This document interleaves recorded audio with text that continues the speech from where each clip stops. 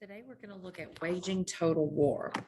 In 1863, both sides were growing weary and tired of the war. Despite early Confederate successes at Fort Sumter and Bull Run, conditions in wartime South quickly deteriorated.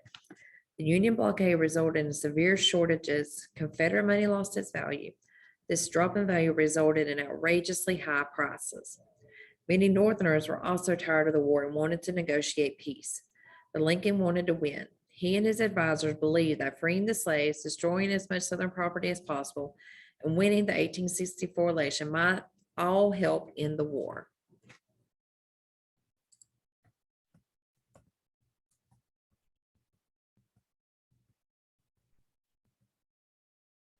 In September 1862, after the Battle of Antietam, Lincoln issued the Emancipation Proclamation to strengthen the Union cause.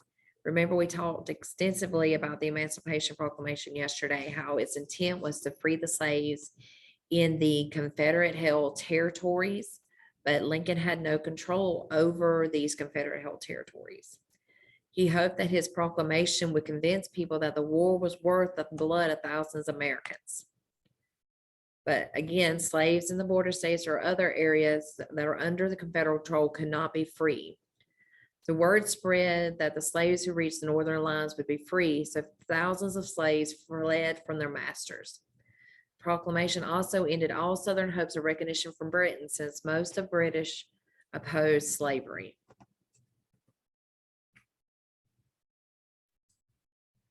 Black soldiers had asked to fight for the Union since the beginning of the war, but others' prejudices kept them from being accepted into the army. So even though the North had freed these slaves, they were no more accepted in the North than they were in the South.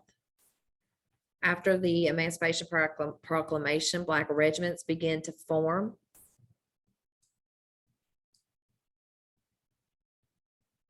But the soldiers were not treated the same as the white Union soldiers. They did not receive the same equipment, the same uniforms, the same food.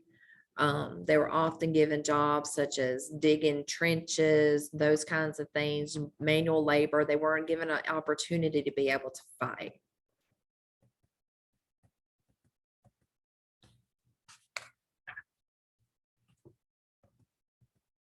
In Grant, Lincoln found a general who was willing not only to fight, but also to do whatever it took to win. So Grant and Sherman, winning required waging total war, a hard war, a war of attrition that targeted civilians. This was a war that there was nothing off limits. You could burn homes, barns, take animals, rob people, do whatever you needed to be able to win the war.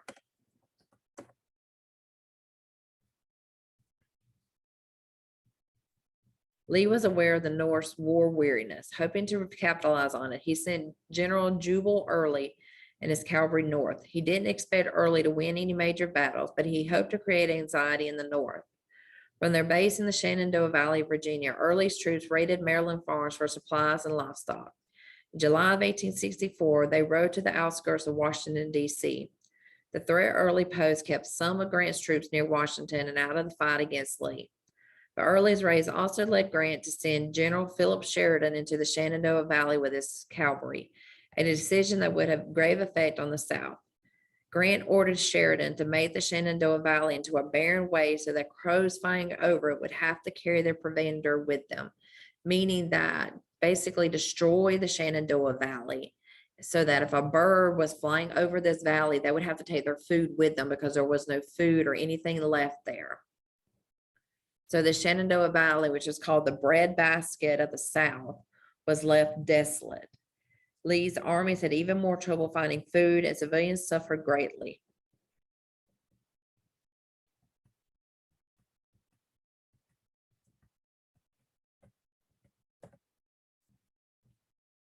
In 1863, Grant's Union forces moved from the Mississippi River across Tennessee to Chattanooga in southeastern Tennessee. The head of Grant's armies was General William Rosecrans, who chased the Confederates under General Braxton Bragg south of Chattanooga to Chickamauga Creek. Under Union General George Thompson held on, let me back up. Union General George Thomas held firm against repeated Confederate attacks and was able to win the Battle of Chickamauga, and it made him a hero. The Battle of Chickamauga was the bloodiest battle in the West during the war. This battle happened in Georgia. The Union Army struck the Confederates at Missionary Ridge and Lookout Mountain, what became known as the Battle Above the Clouds.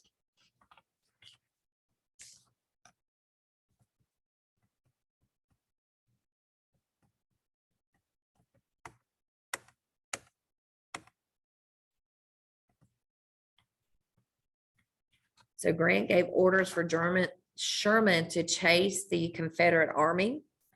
He followed them to Atlanta and he burned Atlanta, but he couldn't hold Atlanta as a federal stronghold. So he burned it instead and began to march towards Savannah on the Atlantic coast.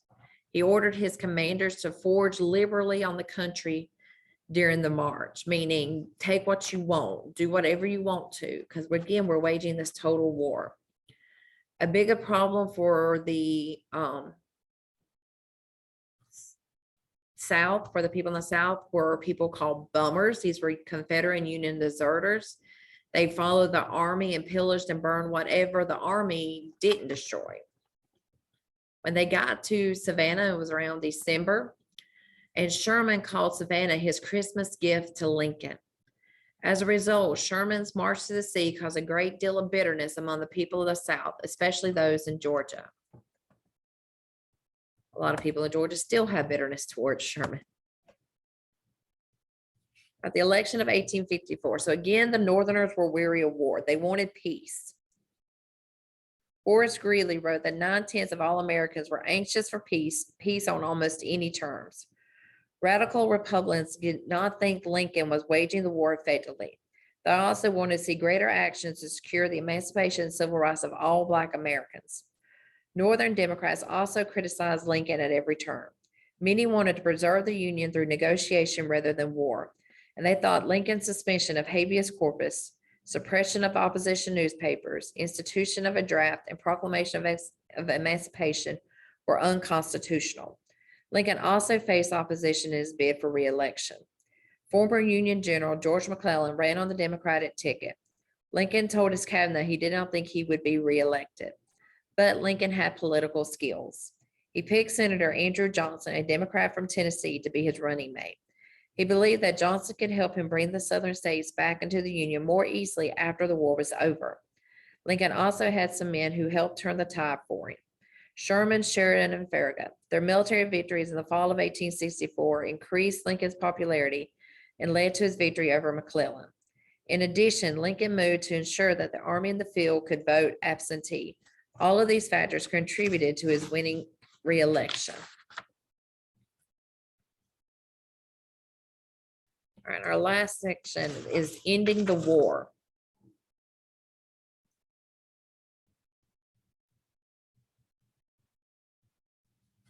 In May of 1864, Grant was ready to open a new Virginia campaign. His army moved into a heavily wooded area west of Fredericksburg called the Wilderness.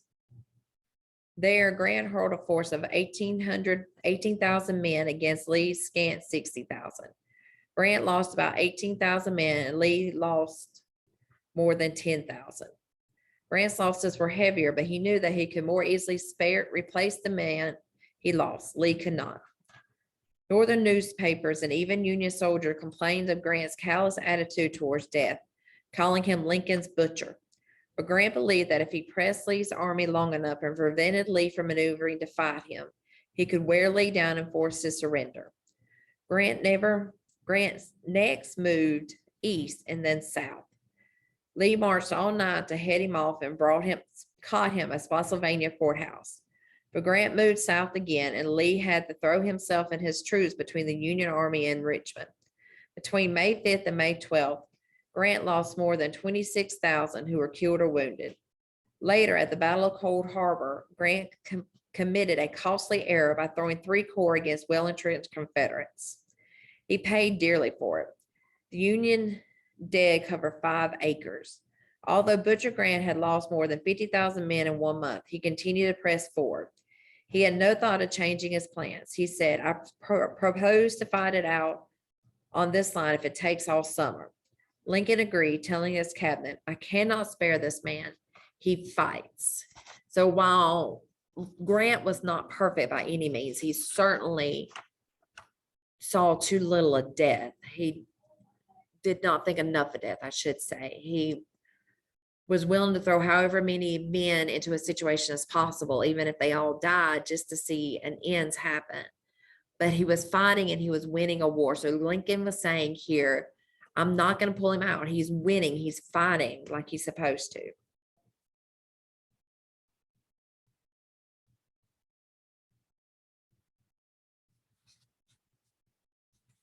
In June, Grant crossed the James River and moved towards Richmond to get there. He would have to take Petersburg. Lee rushed to protect the city, and Grant was able to hold him there and shell the city. Grant was continually being resupplied and reinforced, but Lee's force was getting smaller and weaker every day. The standoff would last until April of 1865. Lee realized that he could not hold out much longer. His army had often been hungry during the war, but now it faced starvation. On the night of April the 2nd, 1865, Lee evacuated Petersburg. He hoped to lure Grant to open country and neutralize Union numbers by using superior tactics. But outnumbered more than 2-1, Lee had to fall back.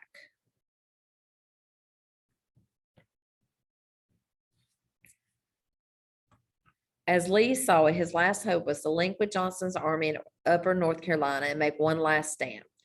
Perhaps then he could deal Grant a decisive blow.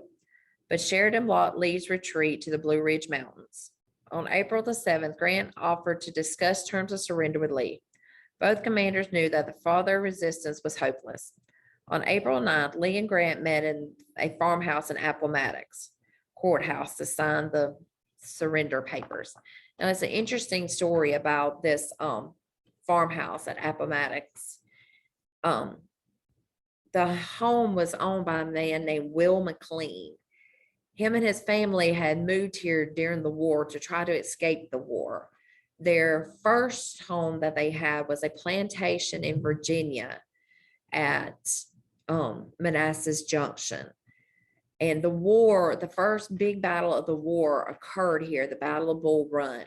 And after the Battle of Bull Run, in which a lot of the fighting was done on their land, almost in their front yard, Will McLean made a decision to move his family to Appomattox Courthouse to get away from the war. And incidentally enough, the war still came to him, and the surrender papers were signed in the front parlor of his home at Appomattox Courthouse. Appomattox Courthouse is the name of the town. It's not an actual physical courthouse, it's the name of the town. So the saying goes that the war began and ended in Will McLean's home. So after Lee's surrender on the South's main army, it was only a matter of time for the other scattered units surrendered.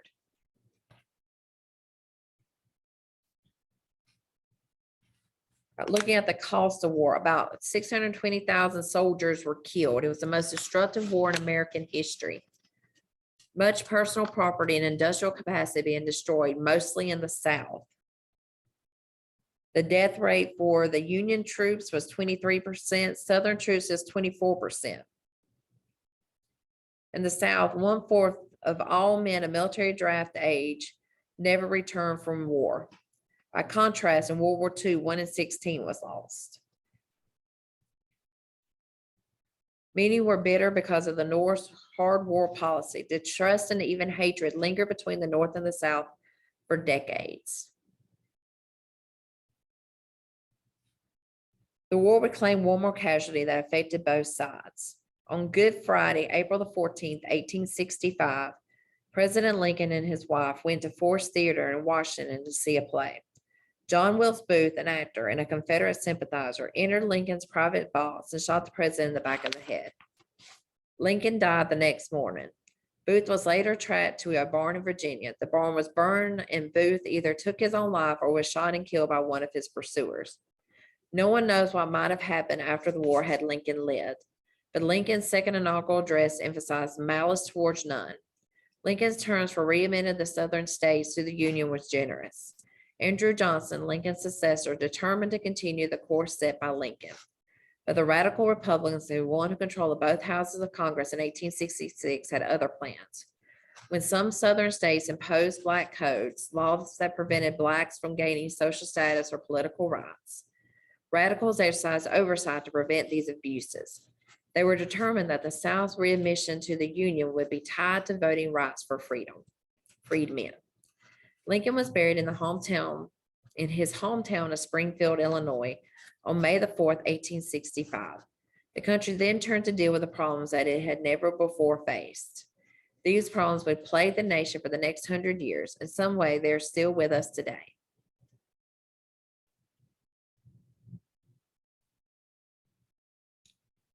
The war forced people to struggle to understand the mysteries of providence. Early in the war, Northerners were puzzled at their military failures. If their cause was right, why was God not giving them victory? Later in the war, Southerners were distraught at their defeats. How could God ignore prayers of godly men like Robert E. Lee and Stonewall Jackson? Some people on both sides lost faith in God. Others decided that God does not always reward those in the right. Lincoln's view was different. In the middle of the war, Lincoln reasons that God's ways are not always people's way. He said, in great contests, each party claims to act in accordance with the will of God. Both may be, and one must be, wrong. God cannot be for and against the same thing at the same time. In the present civil war, it is quite possible that God's purpose is something different from the purpose of either party. All right, that's it. Y'all have a good rest of your day.